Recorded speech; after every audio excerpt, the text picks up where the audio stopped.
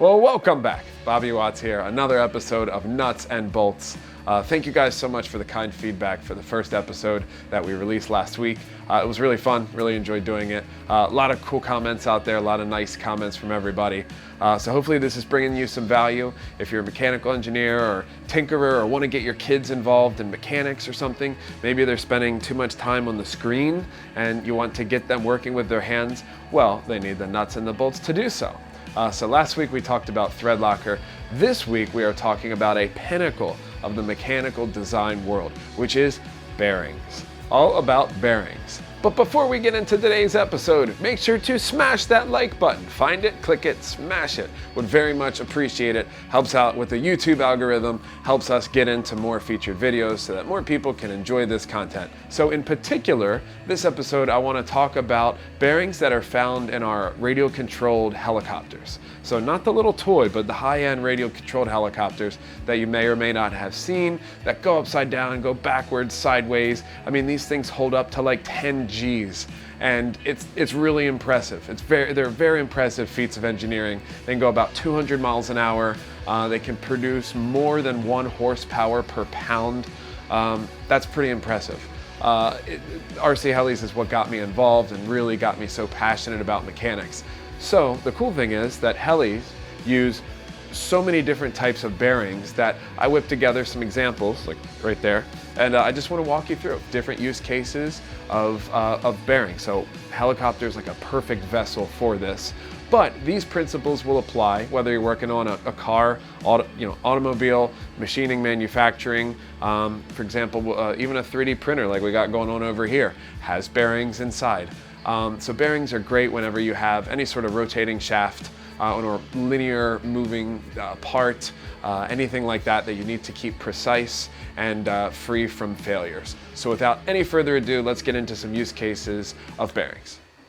Okay, so I've prepared another little demo here, just like last episode, for different use cases for bearings and how they're used. In this case, it's mainly with an RC helicopter, because literally, helis use every type of bearings that there is.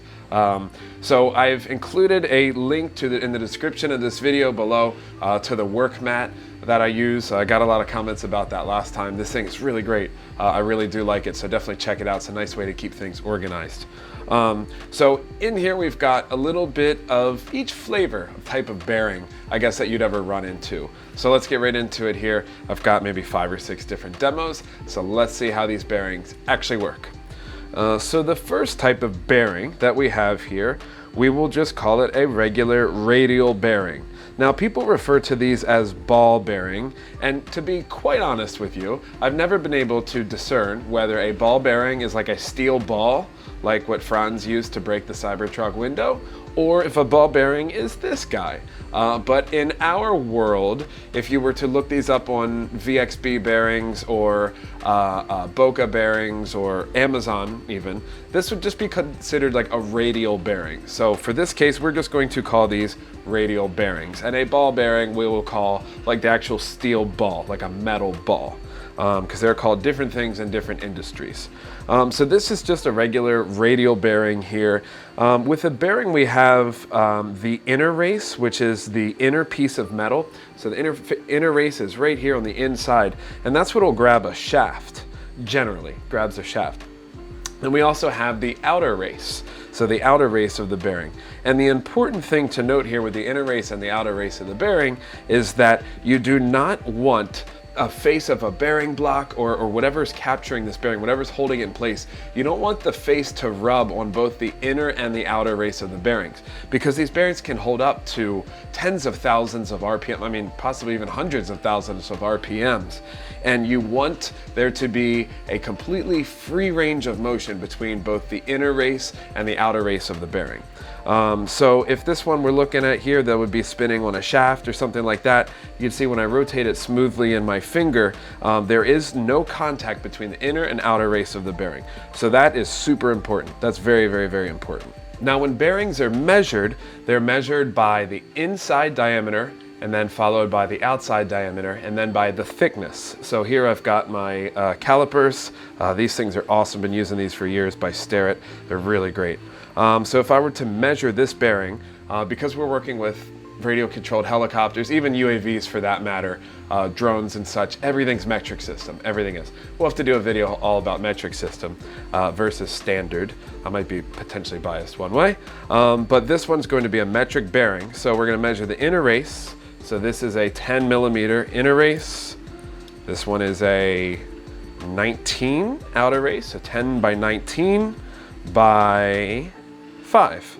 So if we were to look up this bearing on different bearing manufacturers, different bearing sites, or even Amazon is where I get a lot of bearings these days because the quality is just fine for what we're using them for. This would be a 10 by 19 by 5. So if you ever had to measure a bearing, now you know. This one looks like a 5 or a 6.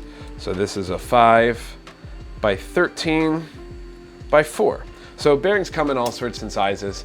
So depending on your application and what exactly you need it for, put in a bearing or a pocket or an engine or whatever it might be. That's how you would measure and spec the bearing out. Now these bearings, as you can see here, they're not an open face bearing. They're pretty well closed. And this is what we would call a shielded bearing. And now there's many different types of shielded bearings as well. Some have rubber seals, some say they're weather resistant and such, but I would recommend for most applications that we use, at least in my industry, helicopters, UAVs and such, we're going to go with shielded bearings 99% of the time. So that's really useful. So just be sure that any bearing that you have, whenever you purchase the bearing, say for most applications, we're gonna go with shielded. So here is another example of a bearing that is a little different. This one is an open face bearing. So this is a bearing that we actually use in the RC hobby nitro engines. So the nitro engines, possibly even some of the gasoline engines. This is a crankshaft bearing. So this fits inside the crankcase, and the crankshaft actually plugs into this and spins at somewhat 18,000 RPM. So this bearing spins very fast. So this bearing is also contacting all of the elements that are inside the engine. So you have the nitro fuel, you have the spark, it's very hot in there. So a sealed bearing would not work in this application. So for this application in particular, this one's just using an open race bearing. And you can see the balls inside. So, and it's got a little plastic cage to separate the inner race from the outer race. So in this case, this one would use an open bearing. So pretty interesting. Next, we have a flanged bearing. So this one, as you can see here, this one's got a little lip on it. Like if you could see, it's got a little lip right there, little lip. So what a flange bearing is for is a flange bearing is going to go inside of a hole and then it's going to mount flush on a plate. So on a piece of carbon fiber or aluminum bearing block or whatever it might be, that flange is going to bottom out on it. And if you take a look at the last video that we posted, I'm talking about green Loctite. Green Loctite would be a wonderful place to have this bearing. So you would install the green Loctite on the outside of this bearing race, and then you would press it into your block, and it's not going anywhere. So a flange bearing is used in different applications where you don't want it to pop out. So that's where you would use a flange. And then once again, we have the shaft here, and you would mount obviously the outer race separate from the inner race, ensuring that they don't contact each other. So while we're on discussion of possibly inner race and outer race, we have this little demo here. So this is a main shaft for a popular RC helicopter, smaller helicopter, but pretty mid-size. And so here we've got a bearing. This is a standard radial bearing. Now, I brought this out to note one thing, one key point, one key design point. If you take a look here at this shaft collar, this shaft collar is designed strategically that it has a little step here, a little indentation. And what that's going to do is when it contacts this bearing, so this is a shaft to keep everything in place. So once the gears are set, this is to set the height in the bearing blocks this way. So maybe you have a bearing block here, a bearing block here, and then we've got this collar right here that's going to push against the bearing and keep it locked. So imagine if this bearing was locked into a bearing block. So the thing I really wanted to point out with this collar is the fact that this collar is not flat. It's not just a complete donut. It's got these little steps here.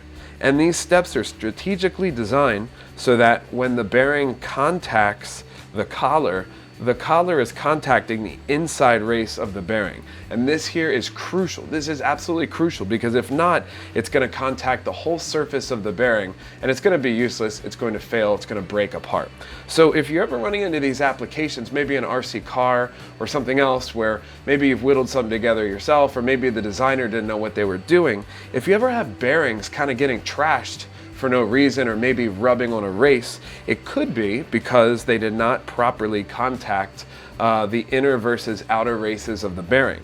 So in this case, the bearing block will hold it. The shaft's going to turn with the collar. So in this case, the bearing needs to be sure that you need to make sure that the inner race of the bearing is hitting the collar. So that's a good little tidbit of design advice right there, and utility advice. So next, keep the same shaft. Next, we have a roller bearing. So this one is a little different, also known as a needle bearing. In this case, this is a one-way bearing, also known as a Torrington bearing. See, I know all these random things. So this is just a one-way bearing. This one in this case is 8 millimeters for this 8 millimeter shaft. And so in this use case, this roller bearing allows the shaft to rotate one way, but then when I turn it the other way, it locks. So it's a one-way bearing. Now these roller bearings are available in two-way and one-way rotational directions. So with this one, as you can see here, there is an arrow, and the arrow shows you in which direction the shaft will rotate freely, but then when you rotate it the other way, it locks. So this is used a lot in nitro engine clutches, helicopter one-way bearings. We also, at one point, sold a tool. Oh, I got one right here. Oh, check it out. We also, back in the day, we had a tool which we called Grippy. And sold these right out of college. And so what this was a tool to where if you needed to take this shaft, let's say you had some bolts in the end of the shaft, like we had in the demo last weekend, you could grab the shaft and it would rotate one way, but then you could tighten it this way. So that's what Grippy did. So we sold a bunch of these, and hopefully you guys, maybe if you're watching and been with us for some time, maybe you have one of these in your toolbox. If not, I'm dead out, so I'm really sorry. We sold a bunch of these though. But one-way bearings are used in tools, like in a socket wrench or something. So it's basically like a one-way bearing type of system. So yeah, so that's a one-way bearing right there. We already talked about our open-faced bearing. Next, we have a little swash plate that's found on a helicopter. This is by Gowie, by the way. It's for an X5, I believe, or an X4. So this one, we have the swash plate, which helps give the commands to the rotor head. So this in here, we have what's called a Heim ball, H-E-I-M, a Heim ball, or a ball joint or something. But if you ever need to find these, just look up Heim. And what it is it's an inner race, it's an outer race, but then it's got a floating little steel cage inside of here, which allows the swash plate, the tilting mechanism in this case, to move at, I don't know, what's that, maybe about 30 degrees or so from level. So if we push for maybe even 45. So in 360, we can really get a lot of movement on this. So these could be used, once again, for drivetrains, in this case for a swash plate. You could use these for a mechanism that maybe needs to hang by gravity. So if you have, let's say you have a pendulum down here and you want to keep this weighted at all times, but keep your mounting surface level to the horizon, you could use a Heim ball. These are used in differentials and automotive uses, car uses, many different places for a Heim joint. And next we have one of the most unique type of bearings. This one is, the first time I saw this, like as a kid, I didn't know what to think. Like, what the heck is this? So this is what we call a thrust bearing. So if we were to take a look at our radial bearing, like we have here, so radial bearing, a radial bearing is going to carry the load on its axis. So this is going to carry a radial load right here. So if I have these two bearings here, an axial load, as they say. So if I have these two bearings right here, and I have, let's say this is on a vehicle of some sort, a car or something like that, let's say these are mounted, and the whole surface of the car is pushing down, then these bearings are going to carry the load just fine. So why do we need a thrust bearing? Well, my friend, since you ask, I can help you. So a radial bearing can only handle a small amount of thrust this way. It's designed to carry all of the load pushing down on it in an axial manner. It's not meant for any sort of a pulling motion or a thrust motion. So therefore, many smart engineers who come before my time created the thrust bearing. And what the thrust bearing is the thrust bearing is a three-piece bearing which is designed to go on a precision shaft. So in the case of a RC helicopter, or a helicopter for that matter, when the blade grips are pulling with a force of hundreds of pounds, when the blade grips are pulling, the thrust bearing is going to transfer that thrust load from the rotating shaft, or the fixed shaft in that case, and the rotating blade grip. So let's take a look. In here I've got the blade grip and the rotor head of the largest RC helicopter that I've ever owned. This is from a Mikado Logo 800. This thing's huge. Look at this. This thing's enormous. So this thing's really great. This is a super bulletproof 3D aircraft actually. This one was designed to go upside down and do tricks and all sorts of crazy stuff. But this one, I grabbed it because it's the biggest thing and easiest to show.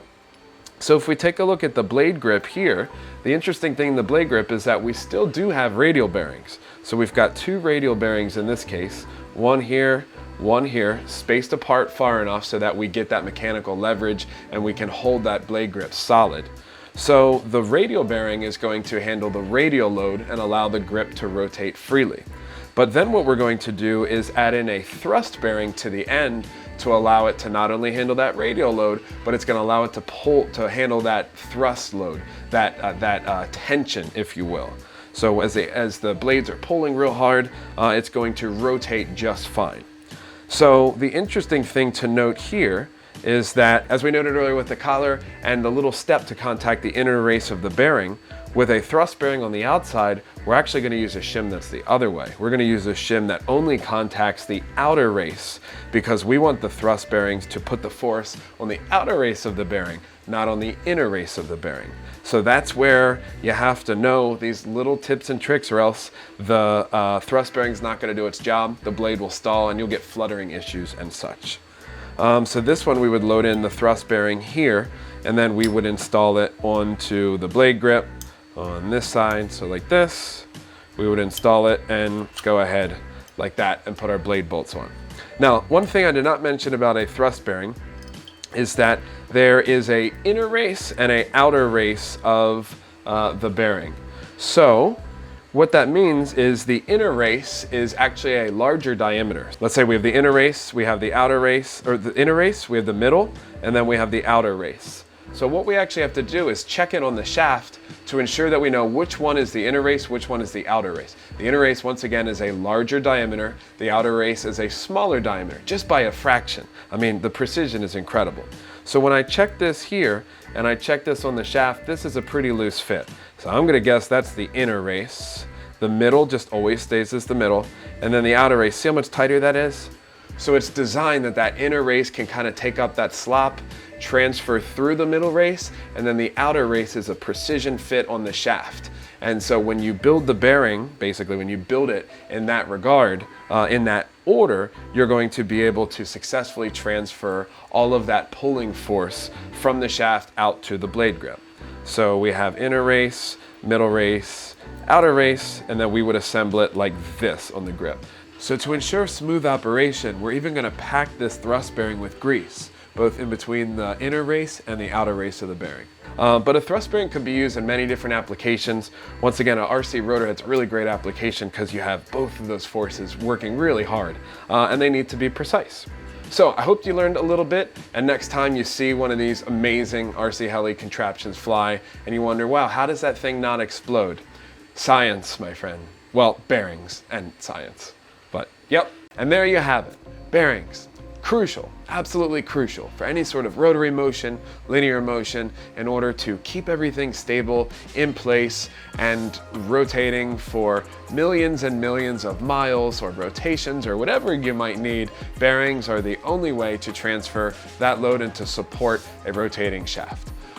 So this was kind of like a 101, to be honest. I mean, I could probably talk about bearings all day. So if you found this useful, please, if you could please hit the like button, set a comment, let me know if you wanted me to go even further into bearings. I'd be glad to do that. But I think right now, maybe like a little 15, 20-minute explanation is probably just about right for this topic. If you guys have any other questions or comments, once again, please drop a comment right below. Any future episode ideas would be great. We'd definitely appreciate it. I've got lots more of these lined up, and we'll just go ahead and just keep steamrolling. So thank you guys so much for watching this installment of Nuts and Bolts. I'm Bobby Watts here with my Tesla SpaceX shirt. You guys take care. Thank you very much. See ya.